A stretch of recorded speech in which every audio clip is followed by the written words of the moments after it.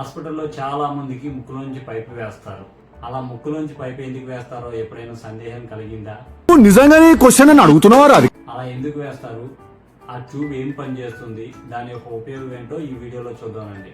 కోమాలో ఉన్నవారు, అలాగే వెంటిలేటర్ కనెక్ట్ చేసి ఉన్న వాళ్ళు, గొంతుకి ఏదైనా సర్జరీ చేయించుకున్నవారు, లేదా గొంతు క్యాన్సర్ ఉన్నవాళ్ళు, గొంతు ప్రాబ్లంతో బాధపడేవారు, ఏది తినలేరు, మింగలేరు.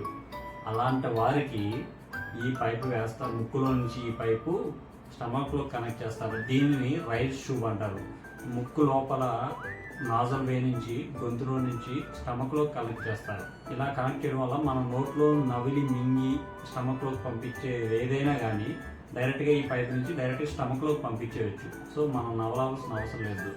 సో ఏదైనా కానీ లిక్విడ్ రూపంలో, జ్యూస్ రూపంలో, చికెన్ అయినా, ఫుడ్ అయినా, జ్యూస్ అయినా, ఏదైనా ట్యాబ్లెట్స్ అయినా కానీ లిక్విడ్ రూపంలోకి చేసి ఆ పైప్ ద్వారాగా స్టమక్లో పంపిస్తారు. స్టమక్ దాని పని అది చేసుకుంటుంది. సో స్టమక్లో పంపించే వే గొంతు బ్లాక్ అయినప్పుడు ఈ రైట్ ట్యూబ్ వేస్తారు.